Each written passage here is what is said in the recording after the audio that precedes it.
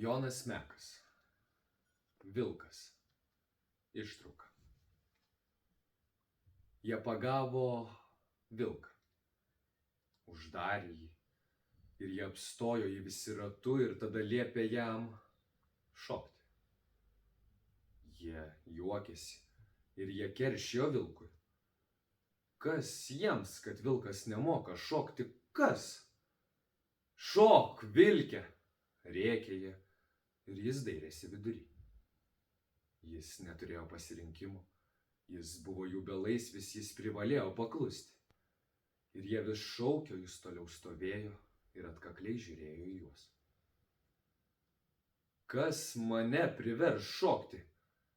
Bet tada jų kumščiai pradėjo kristi ant jų nugaros.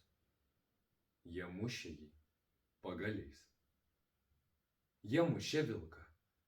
Ir tada savo neviltį jis jautė, kaip jo kojos ima judėti ir šokti, ir suktis ratu.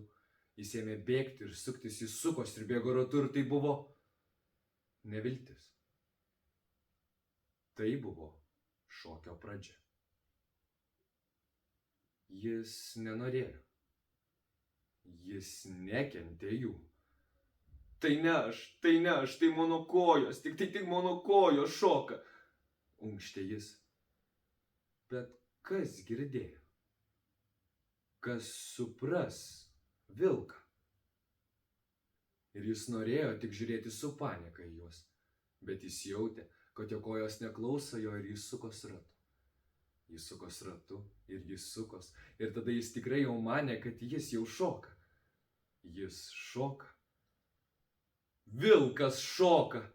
Kojos klupo ant grindų ir jie rėkė. Žmonės grūdosi aplinkui ir vis norėjo matyti, kaip vilkas šoka. Jis šoko ir smūgiai krito ant jo. Ir kai jis jau manė, kad jie jį pamiršo, ant savo nugaros jis jautė vėl kitą ir dar kitą kirtį.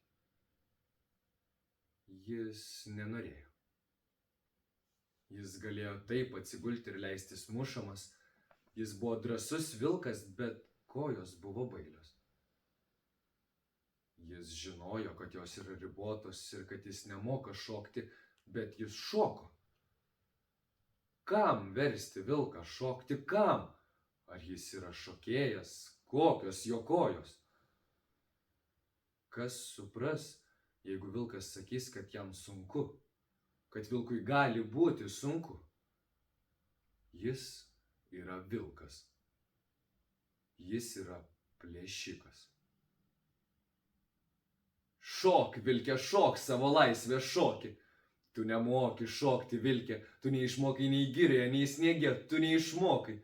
Ir tavo kojos nedailios giriose augia. Šok, vilke. Ir jis šoko. Staugimas aplinkui vis augo ir ūžė, kaip didžiulė ruja, jie visi ūžė. Kas yra jie? Kas jie? Kas aš? Kas yra vilkas? Kas yra jie? Kur yra vilkas? Kas aš? Kur yra vilko pradžia? Kur vilkas prasideda? Kur vilkas pasibaigia? Kas esu aš?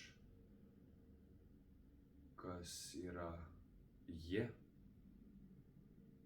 Jie buvo ruja. Jie buvo vilkas.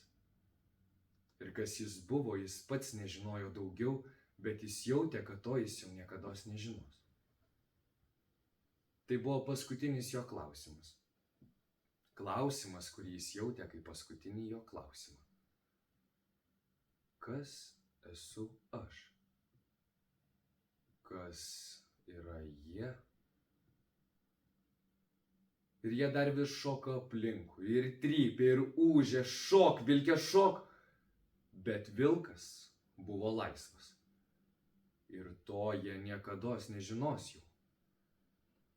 Jie niekados nežinos jau, kad vilkas visados buvo laisvas. Tai tik jo kojos jam šoko. Tai tik jo kojos. Ne vilkas. Girių žvėris vilkas. Vilkas ir kojos nebuvo vilkas. Vilkas buvo giliai. Vilkas buvo giliai, nors jis nežinojo, kas yra vilkas. Kas yra vilkas? Kas yra jie? Kas